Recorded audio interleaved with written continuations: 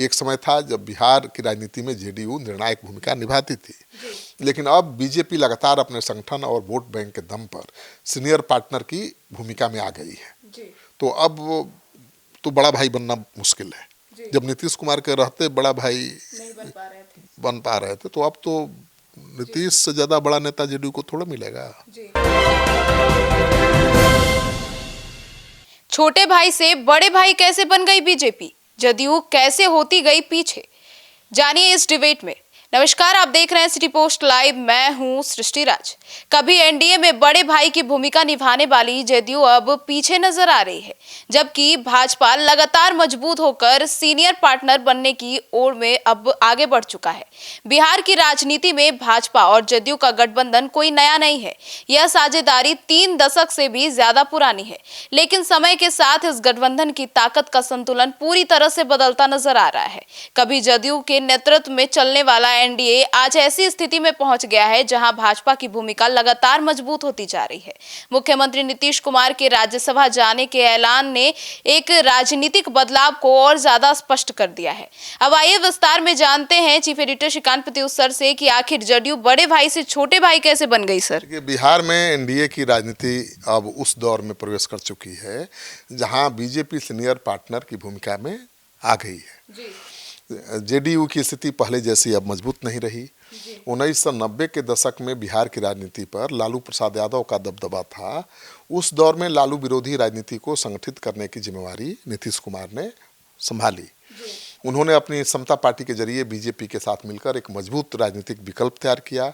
उस समय राजनीतिक समीकरण ऐसे थे कि नीतीश कुमार का कद बिहार में तेजी से बढ़ रहा था। समता पार्टी और बाद में जेडीयू का आधार काफ़ी मजबूत हो गया। बीजेपी उस समय राज्य में अपेक्षाकृत छोटी सहयोगी पार्टी की भूमिका में थी, लेकिन अब बड़ी पार्टी की भूमिका में आ गई है। तो सर, ऐसे में 2005 में नीतीश के नेतृत्व में एनडीए सरकार बनी थी। बिल्कुल, साल 2000 के विधानसभा चुनाव झारखंड अलग होने के पहले हुए थे। उस समय तक नीतीश कुमार बिहार की राजनीति में एक मजबूत और स्वीकार्य नेता बन चुके थे। इसके बाद अक्टूबर 2005 में बिहार में पहली बार नीतीश कुमार के नेतृत्व में एनडीए की सरकार बनी। इस चुनाव में जेडीयू ने 88 सीटें जीतकर अपनी ताकत दिखाई, जबकि बीजेपी को 55 सीटें ही मिली। यह साफ संकेत था कि गठबंधन में जेडीयू ही सीनियर पार्टनर है और बीजेपी छोटे भाई की भूमिका में है, और तब से छोटे भाई की भूमिका में ही बीजेपी रही है। सर, 2010 में तो नीतीश कुमार की लोकप्रियता चरम पर थी। बिल्कुल, 2010 का विधानसभा चुनाव नीतीश कुमार के राजनीतिक करियर का सबसे मजबूत दौर था। उस चुनाव में जेडीयू ने 115 सीटें जीतकर बड़ी सफलता पाई थी। बीजेपी ने भी अच्छा प्रदर्शन करते हुए 91 सीटें जीती थी, लेकिन सीट शेयरिंग में भी जेडीयू को ज़्यादा सीटें मिली थी। उस समय तक बिहार की राजनीति में यह धारणा बन चुकी थी कि एनडीए में नेतृत्व पूरी तरह नीतीश कुमार के हाथ में है। लेकिन बदलाव की शुरुआत 2013 में हुई, जब बीजेपी ने नरेंद्र मोदी को प्रधानमंत्री पद का उम्मीदवार घोषित कर दिया। इस फैसले से असहज हो गए नीतीश कुमार और उन्होंने बीजेपी से गठबंधन तोड़ दिया। इसके बाद उन्होंने आरजेडी और कांग्रेस के साथ मिलकर महागठबंधन बनाया, लेकिन 2014 के लोकसभा चुनाव में राजनीतिक तस्वीर बदल गई। बीजेपी ने बिहार में शानदार प्रदर्शन किया, जबकि जेडीयू केवल 2 सीटों पर सिमट गई। यह पहली बार था जब साफ संकेत मिला कि बीजेपी का जनाधार अब बिहार में स्वतंत्र रूप से भी मजबूत हो चुका है। नीतीश कुमार के साथ ही सही, लेकिन बीजेपी का अपना वोट बैंक बन चुका है।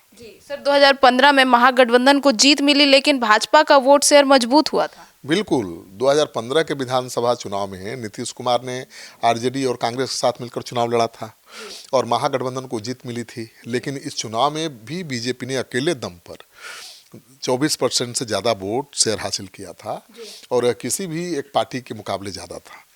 इससे साफ हो गया कि बीजेपी का वोट बैंक बिहार में लगातार मजबूत हो रहा है। 2017 में नीतीश कुमार ने फिर से एनडीए में वापसी की, लेकिन इस बार राजनीतिक परिस्थितियां बदल चुकी थीं। बीजेपी का कद पहले से कहीं ज़्यादा बढ़ चुका था। गठबंधन के भीतर अब बीजेपी की सौदेबाजी की ताकत पहले से ज़्यादा मजबूत हो गई थी और उससे नीतीश कुमार असहज महसूस कर रहे थे। सर, तो 2020 चुनाव में पहली बार भाजपा जदयू से आगे निकल गई थी। बिल्कुल, 2020 के विधानसभा चुनाव में एनडीए ने मिलकर चुनाव लड़ा। इस चुनाव में बीजेपी ने 74 सीटें जीती, जेडीयू को 43 सीटें ही मिली। क्योंकि चिराग पासवान ने खेल बिगाड़ दिया था। वो एनडीए में नहीं थे और अकेले अपना उम्मीदवार उतार दिया जेडीयू के सीटों पर। तो ये पहला मौका था जब एनडीए के भीतर बीजेपी जेडीयू से काफ़ी आगे निकल गई। हालांकि राजनीतिक संतुलन बनाए रखने के लिए मुख्यमंत्री पद पर नीतीश कुमार को ही बीजेपी ने बनाए रखा। इस चुनाव में चिराग पासवान की पार्टी ने, जैसा कि मैंने बताया आपको, जेडीयू की कई सीटों पर उम्मीदवार उतारकर समीकरण को मुश्किल बना दिया था। 2024 के लोकसभा चुनाव में बीजेपी और जेडीयू दोनों को 12-12 सीटें मिली। इससे ये संकेत मिला कि गठबंधन में अब दोनों दल लगभग बराबरी की स्थिति में है। इसके बाद 2025 के विधानसभा चुनाव में बीजेपी 89 सीटों के साथ सबसे बड़ी पार्टी बन गई, जबकि जेडीयू की स्थिति में भी सुधार आया, लेकिन वो 85 सीटें ही जीत पाई और दूसरे नंबर पर रही। तो बीजेपी तो धीरे धीरे नंबर 1 बन गई, आज नंबर 1 है। जेडीयू को कामयाबी तो मिली है पिछले चुनाव से ज़्यादा, लेकिन फिर भी नंबर 2 है। सर, तो भाजपा की सबसे बड़ी ताकत क्या है? देखिए, बीजेपी की सबसे बड़ी ताकत उसका स्थिर वोट बैंक है, जो कभी इधर उधर नहीं जाता है। बीजेपी का कोर वोटर लगातार बीजेपी के साथ बना हुआ है। जेडीयू का वोट शेयर कई बार गठबंधन बदलने और एंटी इनकम्बेंसी के कारण प्रभावित हुआ है।